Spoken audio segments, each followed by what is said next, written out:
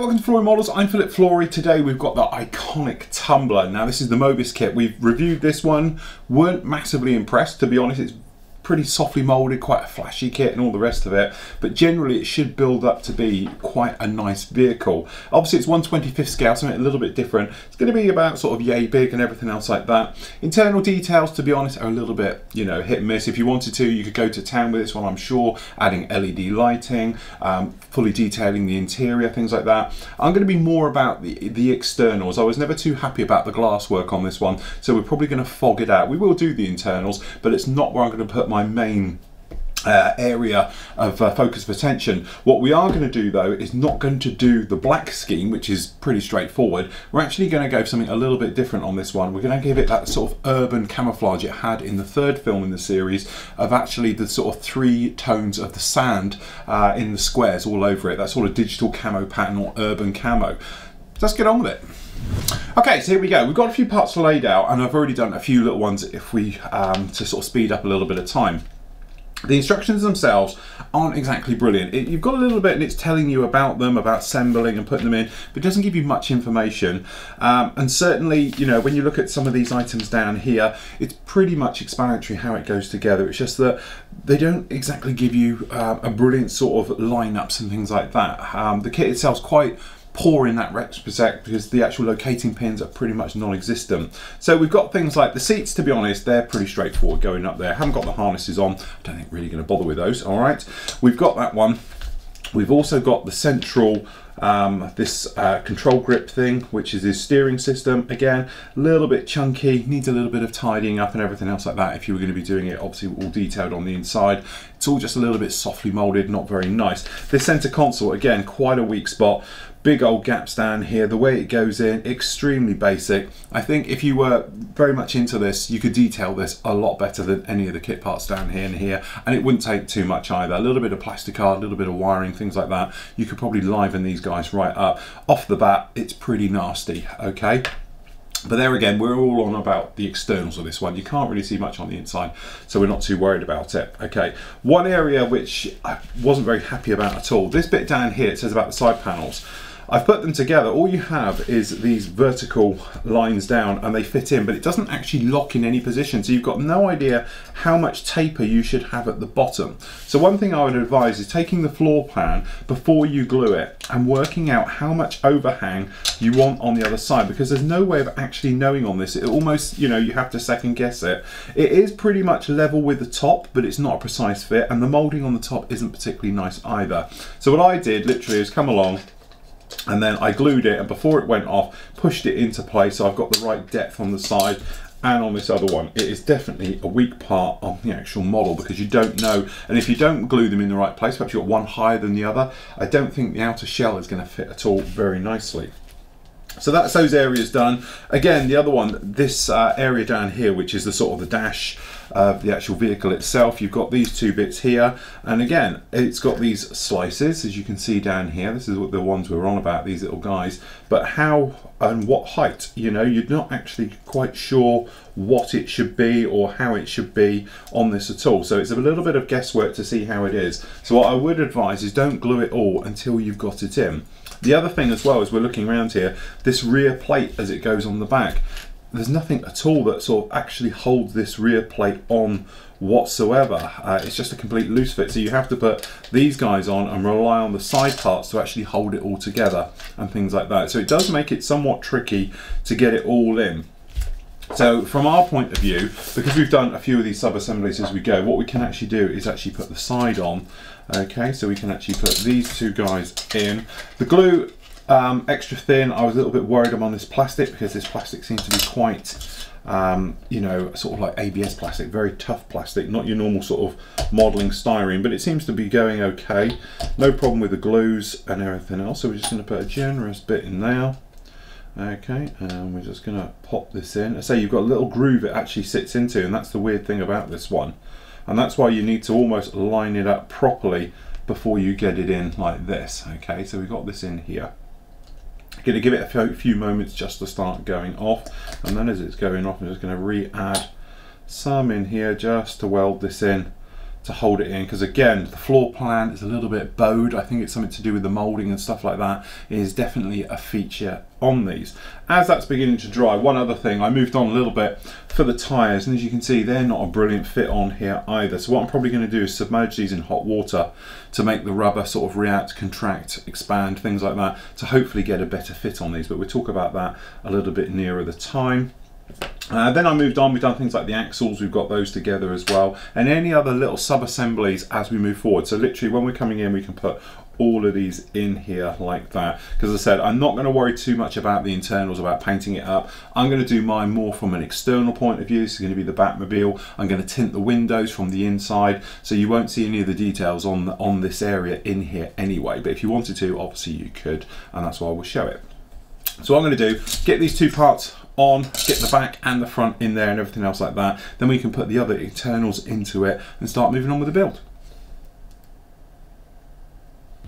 Okay, so cracking on, got the front suspension set all in there just like that, really looking the part, looking quite nice and blank. To be honest, it's a little bit clunky putting this all together, but it is going.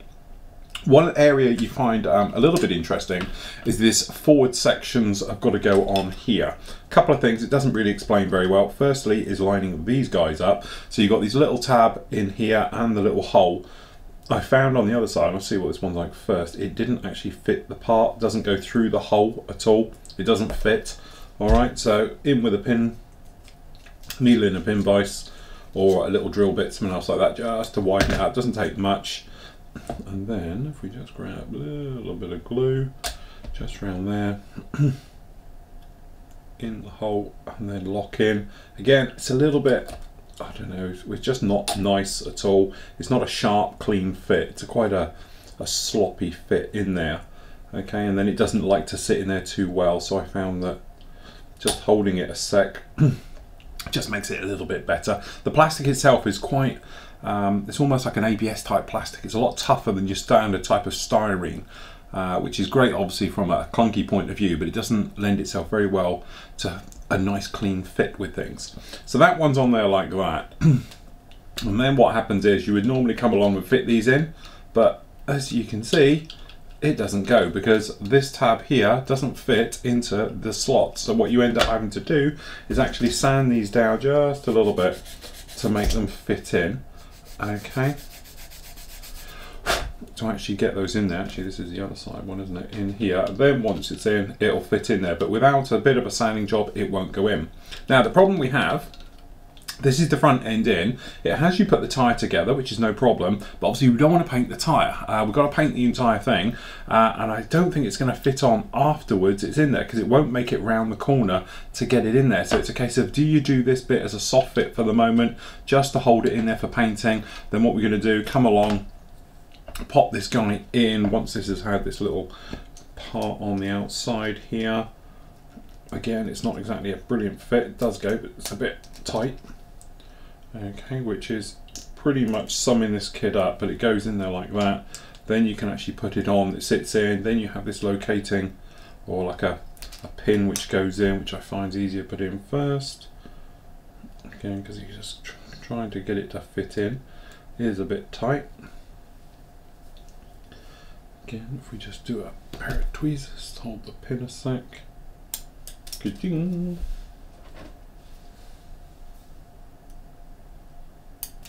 If you can get hold of it even without it firing off. Okay, there it is, fits in there. Then you can actually line the two up and push through and get the pin. Again, it's a horrible fit, doesn't fit in there very well. It's just about holding its own. There we go, it's in there now.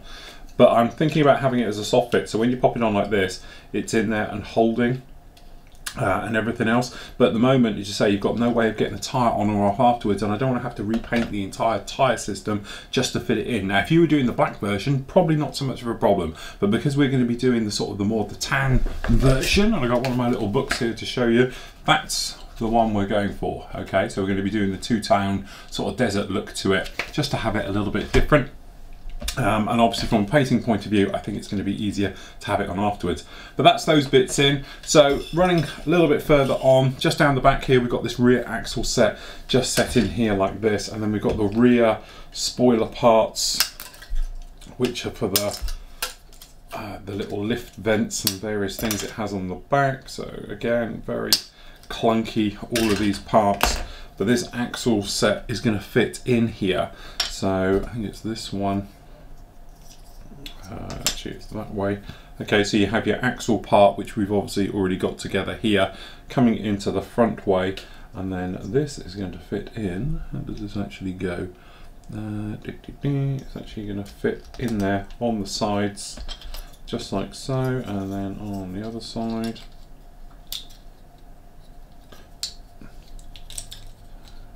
Get that in, so it locks into the back section, and as I say, it's all very clunky, you know, some of it fits, some of it doesn't. As I say, all of the entire kit is very clunky the way it goes together. Okay, so let me just double check we've got everything correct here. So we have the part downwards, which is correct, and then this is going to fit into the little slot you've got down there. Okay, so that's one side in. Then we come in from the other side.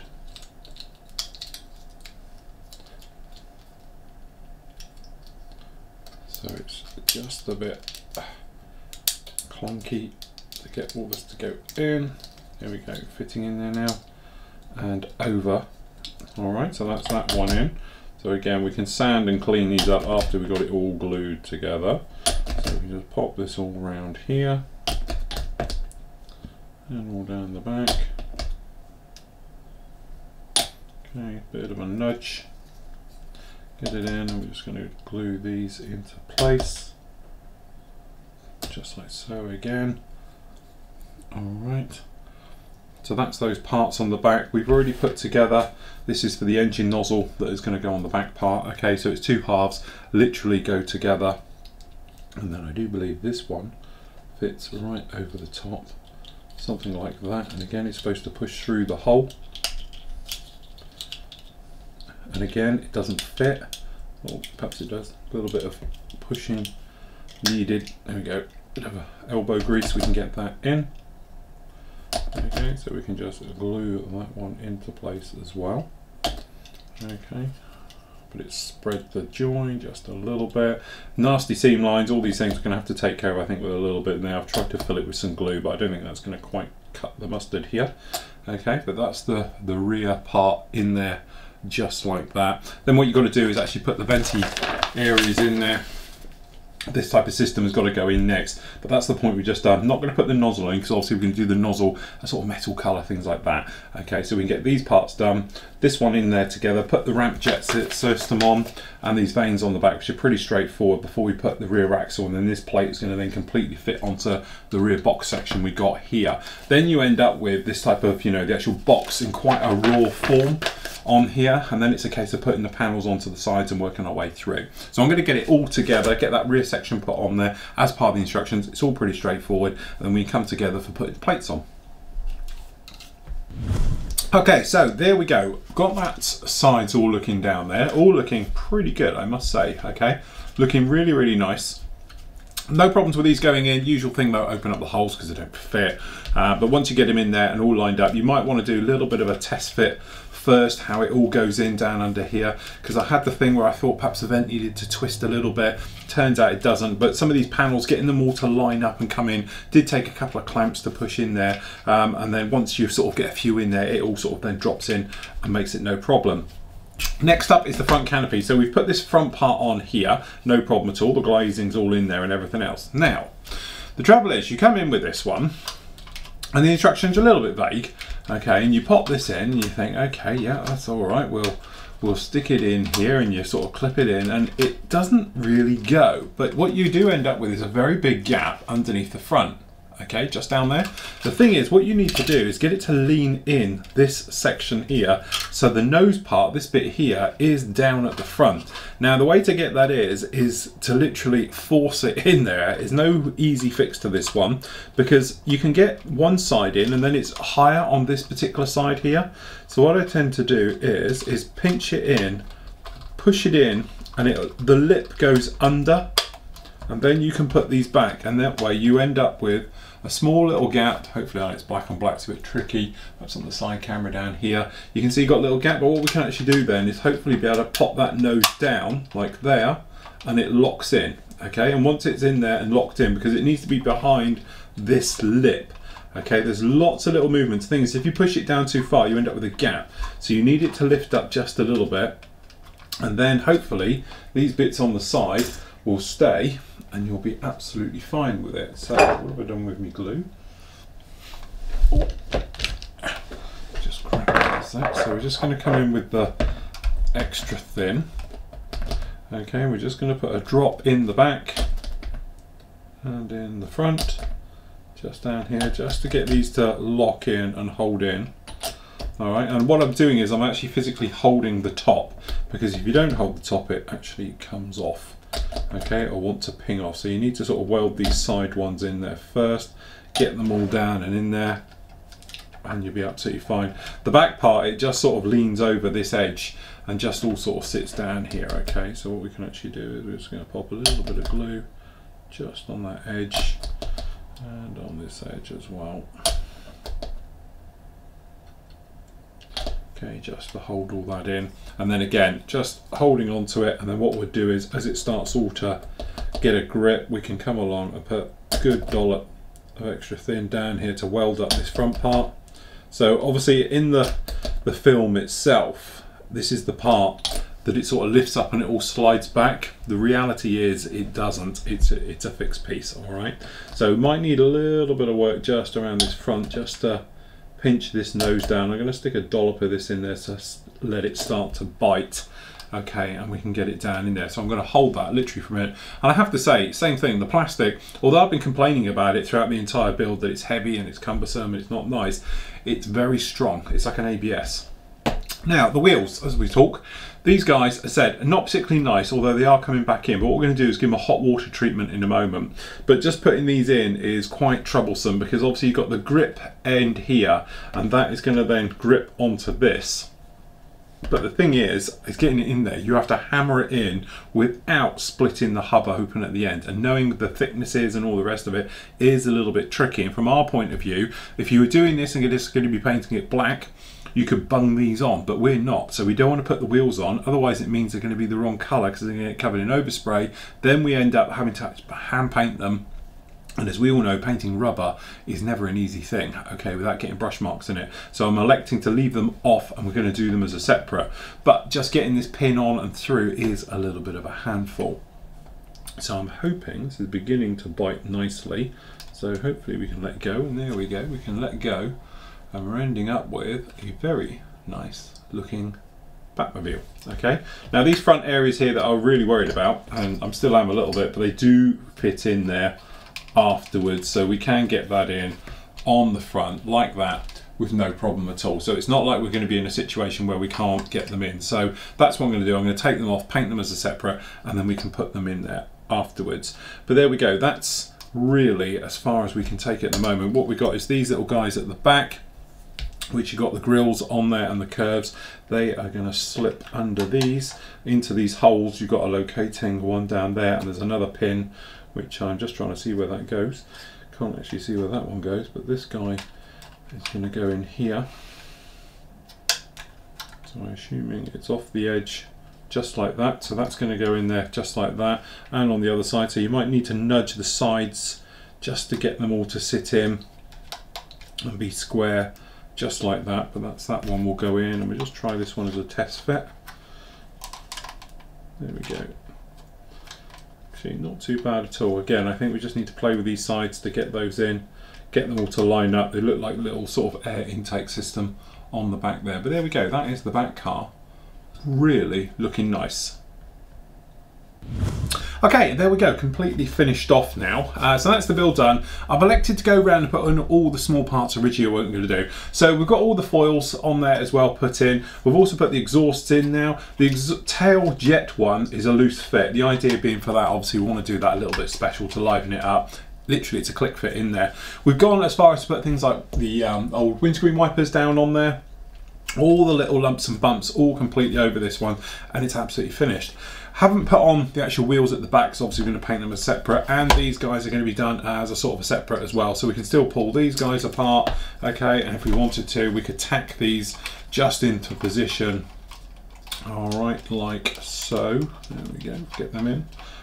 They're actually tacking there just like that. That way we can paint them all up, get the camo to line up and everything else. Now, as far as the build goes and the build quality and all the rest of it, looking at that for the moment, it's nothing special. It's pretty flashy. It's quite chunky plastic. It's almost toy-like. The plastic that's actually used is more like this ABS, real tough. Don't get me wrong, this thing feels solid. This thing feels like if you drop it, it's going to bounce and you're going to be fine. Where if it's your traditional sort of model styrene stuff, I'd be a little bit more intimidated about it. Especially with all these aerofoils and things on the back, you don't feel like you can't grab it purely because it's so fragile. Yet again, I think if it's traditional styrene, you'd be really worried about grabbing these things. So it's a double-edged sword. In some ways you think, okay, it's not quite as refined, you want a bit more delicate details, things like that in there.